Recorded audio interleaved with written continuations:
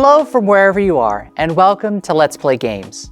I'm John McFarland, Adult Services Librarian for National Public Libraries, and I hope you'll join me in learning or rediscovering some of the more common and uncommon games out there. This time, we're going to do things a little bit differently. We've talked about individual card games over time. We've covered solitaire, we've covered spades, we've covered eights, we've covered canasta. Those are all individual games from the same deck. We've even covered different styles of decks on this series. This time, I'm going to do a couple of different games for you, all based around the six-sided die. This is one of the oldest pieces of gaming equipment we have. More on that in a moment. But I want to take you through the different styles of games you can have just with a couple of these dice. Let's get stuck in.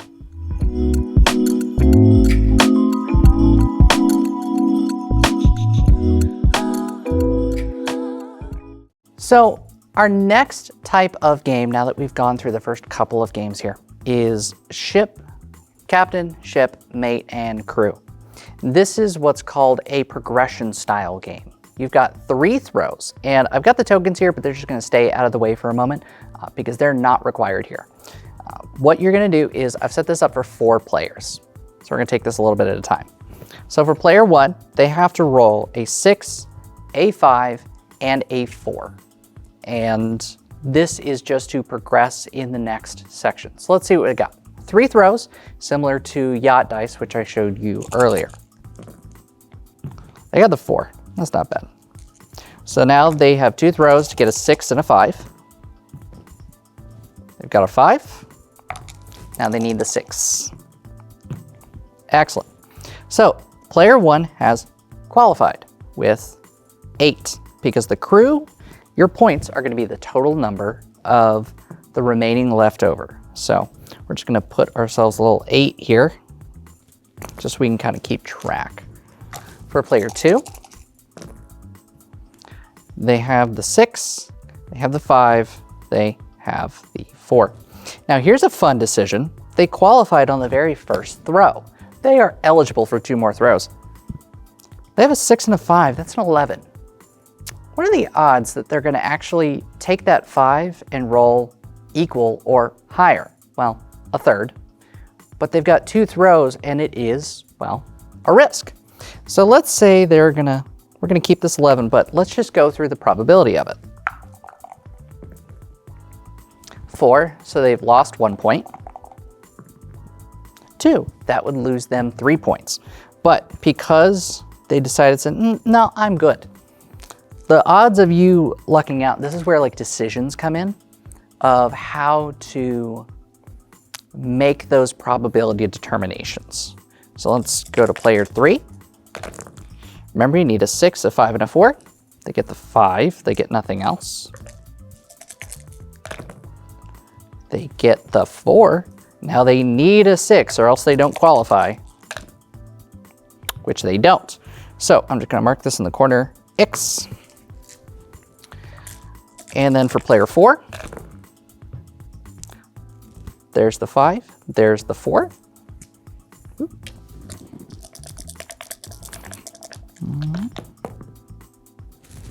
I was hoping that maybe rolling it different. People find different ways to roll and different elements to roll.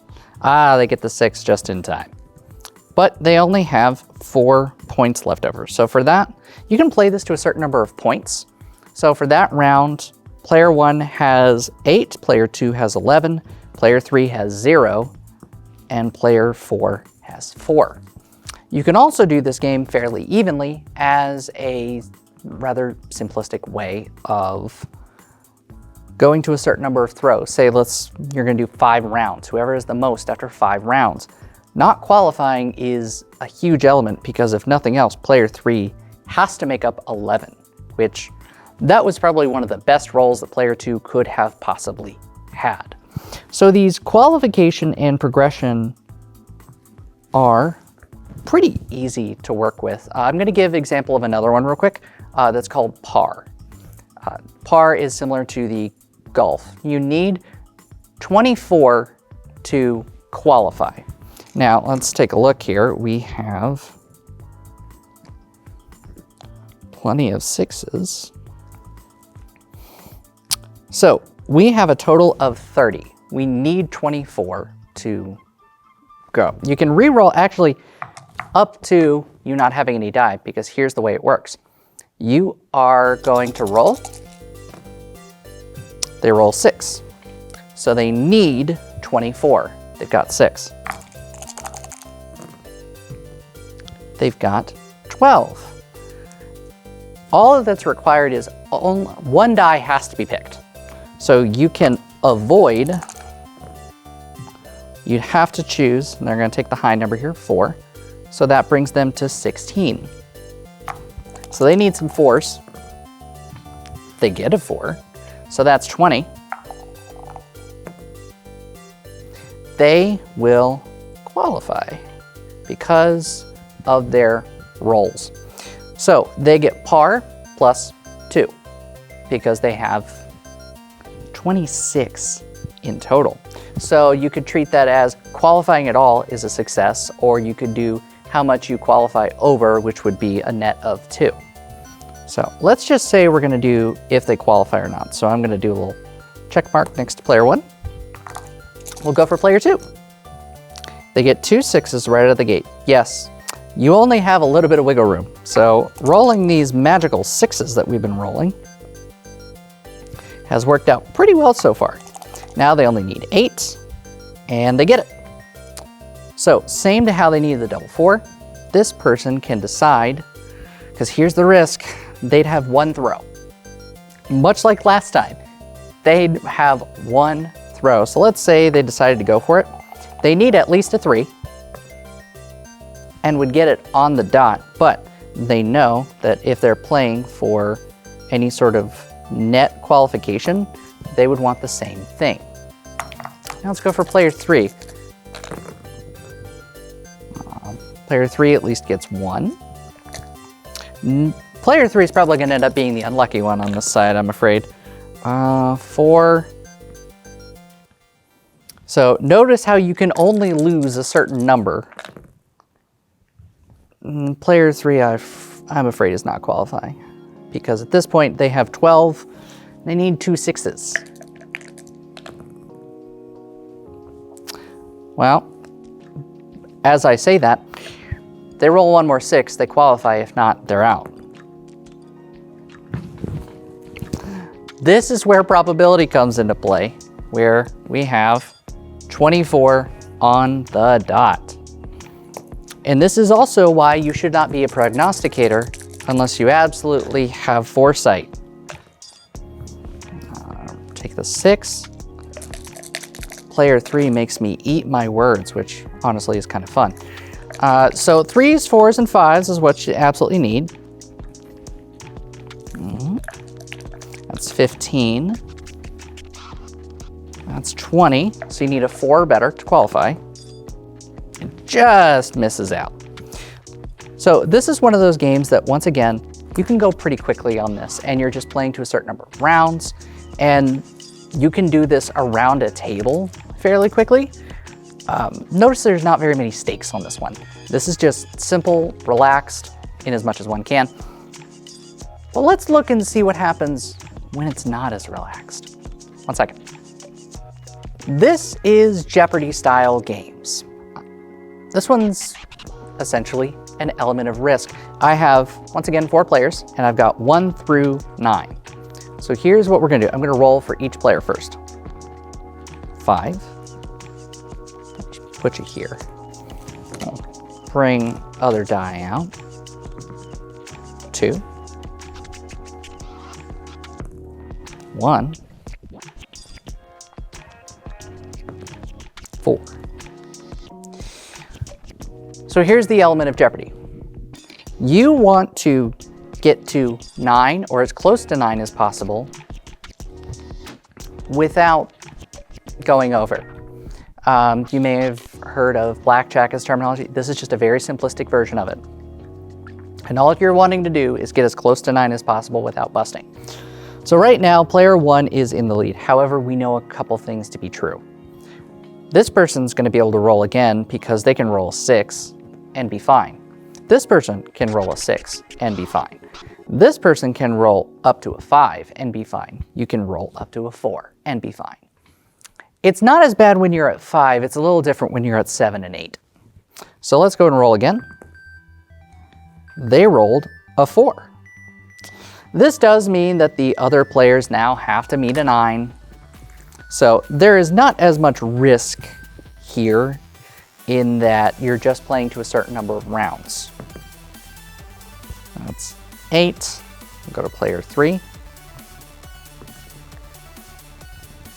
2.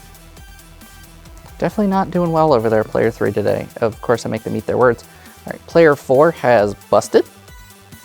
So now player 2 has to go for it because they know they're going to lose the round otherwise. They bust. And player 3 is going to roll at least one more time. That's 4. They need a 5. And again, they have to go for it. They bust. So from here, you know that player 1 has won this first round. Notice how, once again, this is a very quick game. Rolls a 1. Rolls a 5. Rolls a 1. A lot of 1s now suddenly. And rolls a 3. Player 1's going to go again. 4 for a total of 5. Player 2. Busts. Player 3. Up to 6. Player 4. Up to 3. They're also up to 6. So now we at least know that player 1 has to go for it. They're up to 8. That's the number to beat. Player 2's already busted. They're out. Player 3 is up to 7. Player 4 busts. And player 3 busts as well. So player 1 there, it's usually played to 3 rounds. Usually somebody doesn't sweep it, but sometimes that happens. 1. Another 1. 1s and 6s today. 3. 4. So go again. 5, so that brings them to 6. 4, which brings them to 5. 3. They were kind of hoping for that 6. I saw it there for a second. 4, they're at least at 8, so 1 has to go again. They bust. Player 2 gets to 7. Player 3 gets to 4, which means they're at 9, which means player 4 has to go again. They bust. Player 2 has to get a 2. They bust. So now player 3 gets 1. Play will continue on and on for this until somebody gets to a certain number of rounds. Now, what happens if, for example, players tie? You go to actually just a bonus round for a playoff. If you're playing with tokens or for tokens in some form or fashion, usually everybody buys into a certain number and the winner gets that pot. The pot is just any sort of agreed upon notion. For any game that's tied, usually it means either agreeing to split the pot or maybe buying into it. It depends on whatever your group's house rules are. So that is one type of Jeopardy game. Another one that I think would be fun to bring up is a game called Octo. Now, Octo is a game that requires 8 die. So we're going to have all 8. And what you do is you now get a choice of getting rid of a certain number of die. You can re-roll as many times as you like, but you have to claim a number. And once you claim that number, you're finished. Especially if you can't add any new categories or you run out of die. Inevitably, you're going to hit a number you've already hit or you're going to run out of die. Those are the only 2 qualifiers. So now here's your choice. You got 3 3s, not terrible. You got 2 2s. So what do you remove out of the game? These 2s? These 3s? Now, if you remove 3 3s, it means you only have 5 dice remaining. Are you going to roll another pair of 6s again? You don't know. So I'm going to remove that from the game. We'll go. Whoop. Grab these. So now it's determining. Rolled a pair of 4s, so we'll take that. Rolled 3 5s. That's pretty good. So now 1, 2, or 3 is 3. That's pretty good for player 1. So that's 12, that's 15, that's 8, and then that's 3. So let's make this 15, 30, 34. Not bad. So now player 2, 3, and 4 have to meet or exceed. They're going to take the 1 5 out. That's bad luck starting out. They'll get the 4s. They really need 6s. They get a 6 because they can't take the 4 or the 5. They're kind of limited now. And they get 3 3s. That ends their round. So that's 6, 5, so that's 11. That's 9, so 20. 20, yep, making sure of my own math here. 28 and 32. So still not that bad in the end, because it's 12, 9, 12 and 9, 21, 11. I was like trying to check my math in 3 different directions. So notice that pair of 6s and that 5 grouping only matters so much. This is player 3's comeuppance, where they get 30 right out of the gate. If you roll that many 6s, please keep the 6s. I promise you. 2 5s. And another 6 that they can't use. So that's 40 right there.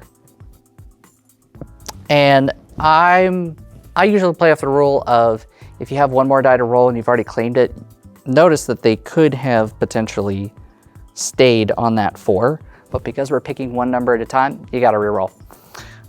So player 3 is actually in the lead off of a great roll. That's not great. No, they're going to do the 4s. 3s only take you so far. That's even worse. 3. 5s and 6s would be really helpful right now for player 4. So 6, 1, and 2. We got a 1. And that's the end of their round. So not as great for player number 4. So this is 4, 8, 12, 22. So notice how that round went fairly quickly of a lot of these scoring, and you can typically have these more like Jeopardy style games that increase in the way that they're used. It's a really fun, exciting element to get everybody engaged, to get everyone moving a little bit more leaned in towards some of these games. Now, let's scale it up a bit. 1 second.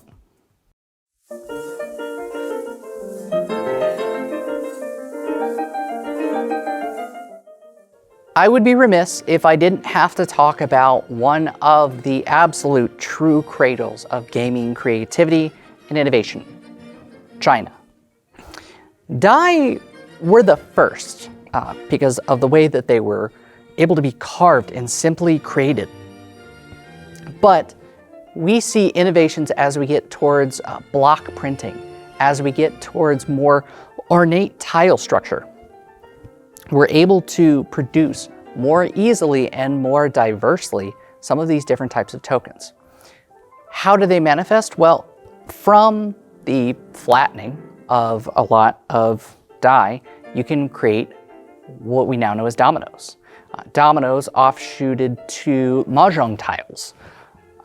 The flattened also led to our first playing cards. But dice are actually the original true originals out of our gaming tool set. All right, it's time. Let's have some tokens, and we are going to go in a little bit into the odds.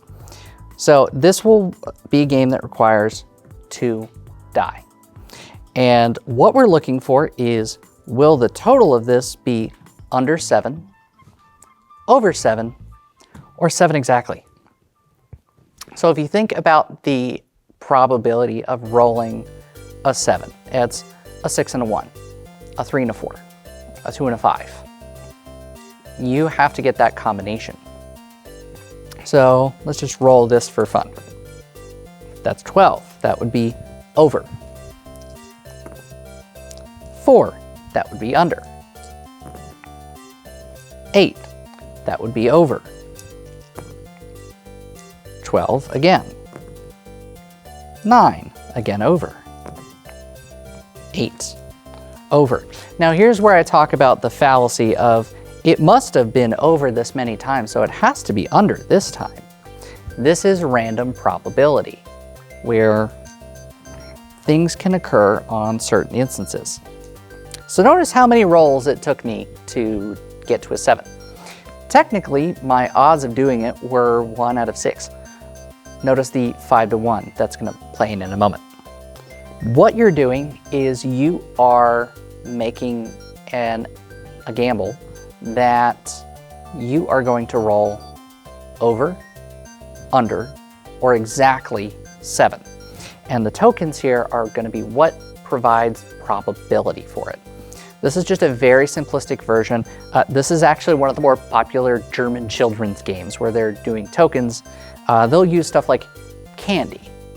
They'll use like M&M pieces as their betting tokens, as it were. So this is used to enforce probability and odds. So let's say I've got everybody with the same. Notice I have the stack in front of me. I'm playing what's called the banker. In this game, if you're playing outside of normal issue, there's the thing called a cut or commission or some sort or similar. The banker takes 1 out of every 6. So let's say that you bet, let's see, let's grab 2 more, 12. The next roll is going to be under. Well, let's see. If you win, you're going to get 2 to 1 back. You are wrong, so you're actually going to lose the whole stack. So let's get them right. So 6, that's under. So normally the bet would be, it's 9. Right? See, this is where mental math becomes very important. So that would be 12, and then the banker will take a 1/6 of it as sort of like a cut. Usually if you're playing this style of game, you're going to rotate it around so that everybody can kind of actually keep in the game by getting a certain commission. So this person won 20 out of their original bet because of the way that it worked. So from here, the odds are to then increase your stack load and be able to, as a collective, be able to increase your amounts. Here's where other size tokens comes into play. 1 second, let me grab my stack. So here's a whole lot more tokens here, and I've included a bunch of denominations just so you can see sort of the scale. And if you're playing this game with an agreed upon amount, again, as tokens, you can decide just how many pieces are you using. I have a preposterously large number here just for the fun. And I think it looks nifty to explain the denomination, especially when it starts really scaling. So we're gonna do basically the same thing. You can have it be as much or as little as you like. So you could say, for example, now we know that taking a 1/6, so they'll put 6, we'll have this person put that same proportion. We'll have this person put that same proportion. So 2 to 1 means that they're gonna lose that cut, but still net. So we've got player number 2 is putting 30, that it'll be on 7 next. Player 1's putting 6, that it'll be under next. And they're gonna put as player 3 that it's gonna be over. Again, this is 1 dice roll, simple probability. They roll 8. So this all immediately gets lost. And this person who successfully is going to get, remember that cut's taken, they're going to get that 50. And so this is where we have to talk about the concept of the house edge. Notice how they bet 60 and they got 100. So they netted 40. Not bad. However, if they lost that bet, they just lost 60. So it was a minus 20 swing. This is just simple probability over to where if the 2-1 had taken place, they would have gotten 100 rather than 50. Teaching this actually allows you to learn a little bit about the scale of how you can keep track of numbers, keep track of a stack that's relatively even, and have a little fun with it.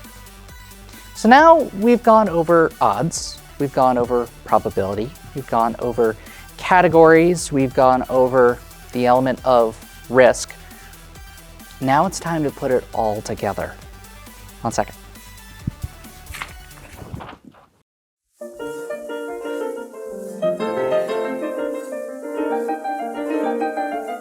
So our modern die, as terms, comes from actually the French. So you notice Middle East, China, the French, there's some pretty common innovators of leisure and games.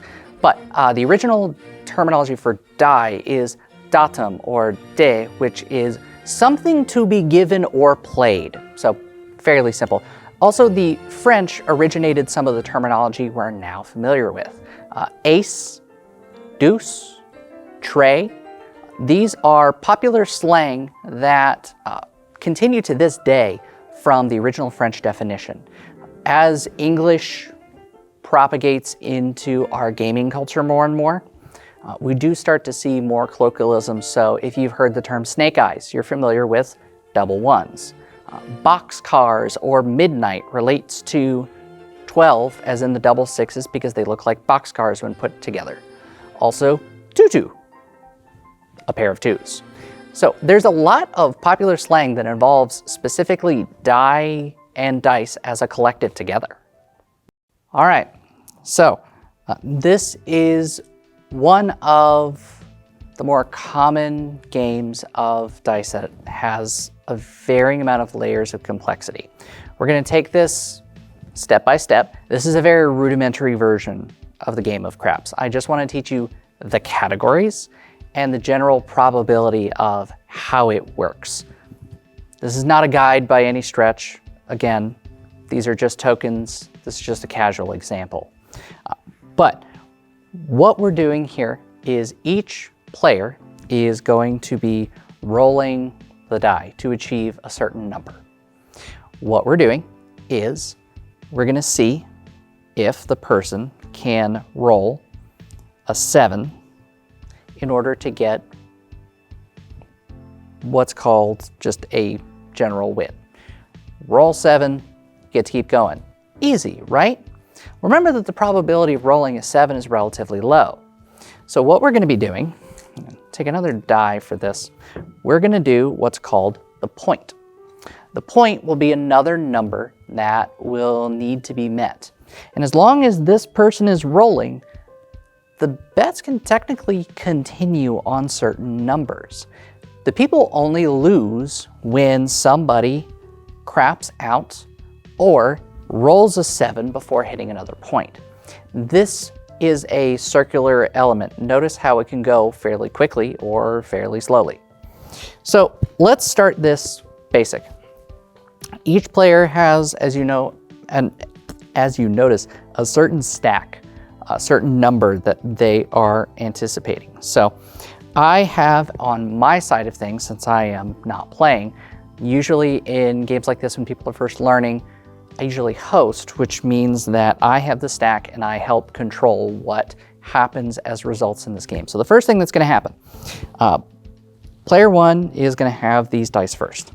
They're going to have these 2, and they need to roll a 7 or establish a point and then roll that number.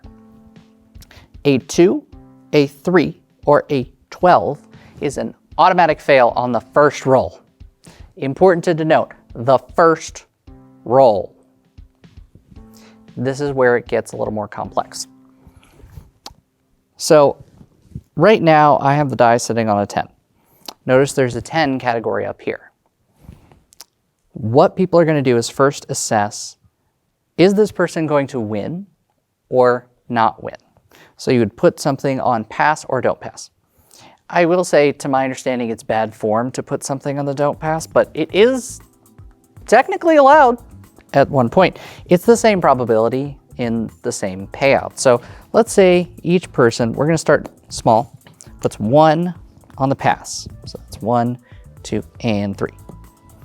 So now, if the person passes, they will each double, minus the usual cut. So because of the house cut, which can vary, you have to bet a certain minimum of which the bank will give you a certain amount. So let's say it's a 6, like our last example, so you have to put 6 on there. That 1 is absolutely going to be lost no matter what, but it does mean that you can get back a certain amount. So player number 1 is rolling for a 7 and they don't want a 2, a 3, or a 12. They roll a 10. It is at this point that we establish what's called the point. Now, as long as you don't roll a 7, you're fine. If you roll the point, which is this 10, these pass players will get back 5 because of the house cost. So we're going to actually just keep it simple here, that 1 to 1. So I at least wanted to talk once again about the house cost, but we're just going to do directly 5 on a person. So now what somebody can do, people can establish certain amounts that you're going to roll one of these numbers. So if we know the points here, player 1 says, okay, let's put 1 that they're going to roll 5, 8, or 10. Okay, so player number 2 says, no, it's going to be 6 and 9. And the other person is going to do a field bet. So what this means, and I'm going to do, this is 1, 2, 3. The field is any of these numbers. Anyway, but it's a single bet. So it has to roll 2, 12, 3, 4, 9, 10, and 11, which is fairly high odds, but you're doing this particular bet as a one-time off thing, whereas this keeps going. So this person saying, yeah, I'll say you'll get an 8 at some point along the way, and why not a 4? So now, see how many have shown up on the board for just rolling a certain element? So rolled a 6. So this person had 6 to 5. So what this would typically mean is, remember there's usually minimums. So they would get, this is like 0.86 for them. Everyone else gets theirs, and then this one is lost. So player 3 did not successfully get their bet. So if they had rolled and had put 5 on there, that would have given them that certain amount back. Especially if they had put 6 down, they would have gotten the 5, and it gets to stay on there. So this is just highlighting the example. Sorry, I keep taking the die that's on the point. We're looking for the 10 again. They get the 10. So at this point, everybody who did pass gets 1 to 1 what they paid out. And they can actually choose to take these up at a certain point and say, okay, I've just got my 5 here. Player 1 had the 2 to 1. So they'll get back what they got in, and they can keep this on the board. We take this off, and the person now can roll a 7. They just need to now not roll a 2 or 3 or a 12. So the game resets over and over and over again. They rolled a 3. So at this point, all of this is actually completely lost. So here is the way this game typically ends up going, is you're trying to build enough successes and play will actually continue onward. The dice will be passed itself. So now I'm gonna up it a little bit so that way you can see what I mean. So each player is gonna put 5 back on the pass again. And this first roll is gonna be a 6. So the point is now 6. So now things are gonna get a little crowded, but we're gonna try and have a little fun with it. So we're gonna put this, I'll throw in the house, so the minimum has to be 5. So they're gonna do the 5. They're gonna do 8. Player 2 is gonna do the 4 and the 9. Player 3 is gonna do the 6, so that particular point.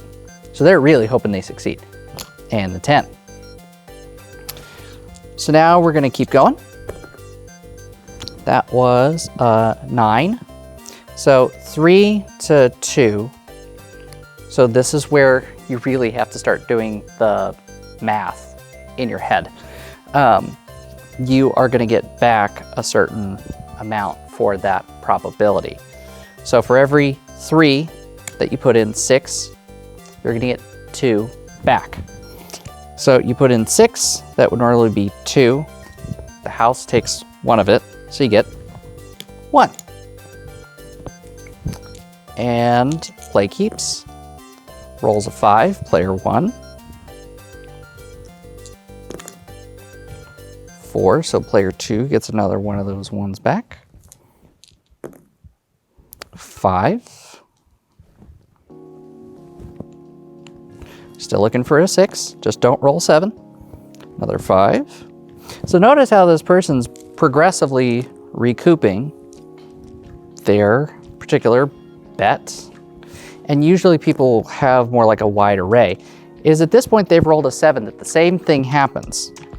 Everything is now gone. So notice how quickly this can go as a game.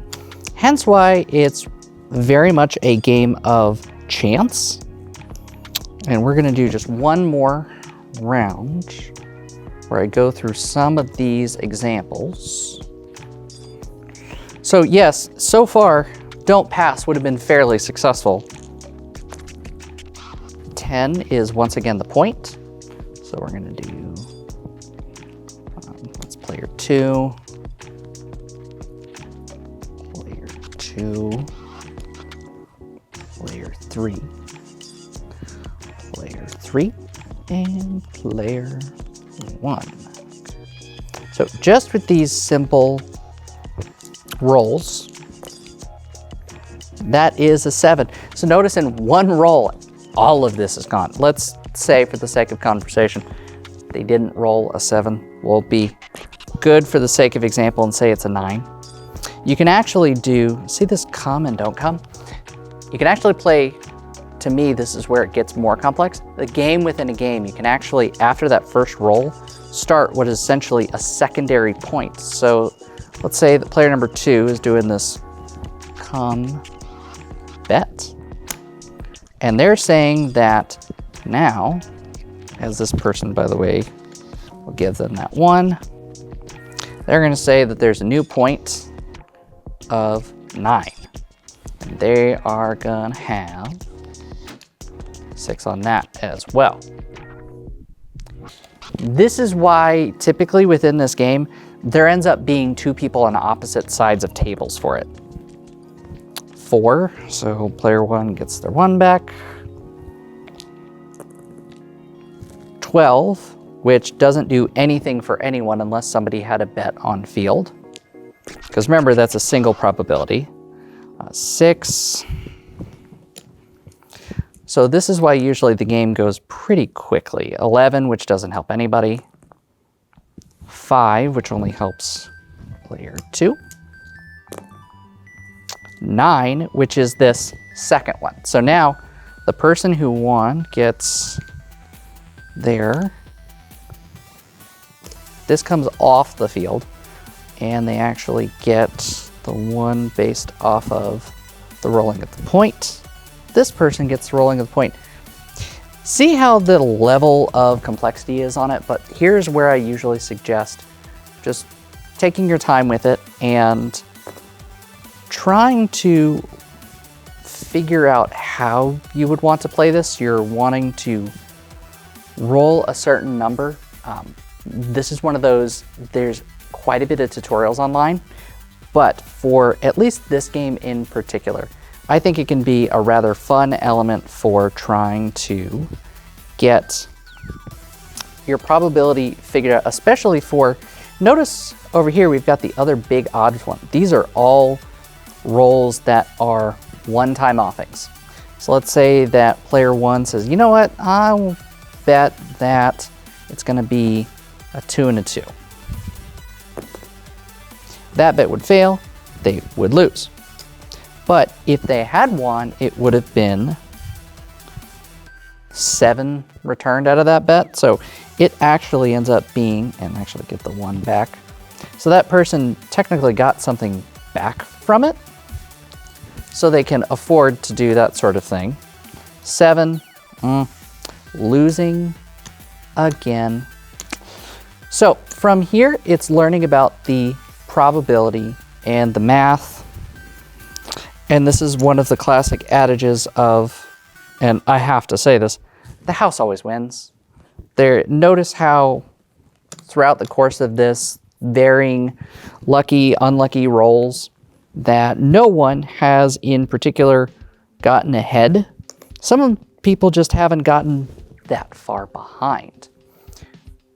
You could play this game for a long, long time, and as long as someone's rolling consistently, you can manage to have at least staying even. But this is where probability all comes together. And this is a basic rudimentary version of it. I promise you there are multiple books within National Public Library's collection and multiple resources that can show you a little bit more detail. This is a very simplistic, basic version. I want to re-emphasize that. And also a way for you to deal with the concept of being a dice roller and seeing how it works, and it can actually be a fun community game. It's known for being a large, fun community game for people. This is another thing I would suggest, tokens. Just tokens. This is only to show you the probability and the scale of which.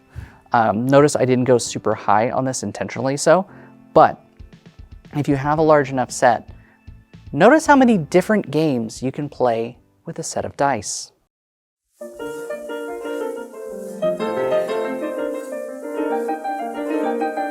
If we have to talk about one thing, tale as old as time. For as long as there's been a game, there's been somebody trying to cheat at it. Well, dice are one of the most common tools to try and be manipulated and toyed with and teased with. Originally, you could figure out ways to, within the pips themselves, create little weights and make them imbalanced to where it's more likely that the bottom weight is going to influence and it will more than likely fall on this side of things. So you can make it to where, I want to roll a 7. So you're going to mess with both die that you use to where the 2 and the 5 are much more probable to be found. And you're going to hold these back where you can. This is, of course, set off by classic ways to try and stop people from cheating, standardizing things. Most dies are made from what's an acrylic process, so they're more akin to like glass than anything else stone-like now, although you do see some stone die that are very well made. But you also see, for example, at casino establishments, they have very clear ones to where if somebody tried to put a weight in it, it would seem preposterously obvious. But as always, people try, people fail, and the people who succeed lead people to finding countermeasures.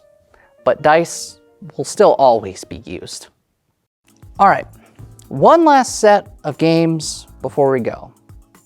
Bluffing. Obviously, these are more poker chip styles, but how good's your poker face?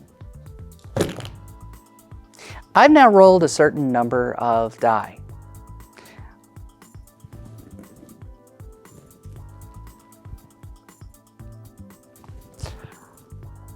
How many do you think I just rolled in my left hand? What if I told you that I rolled a pair of 5s?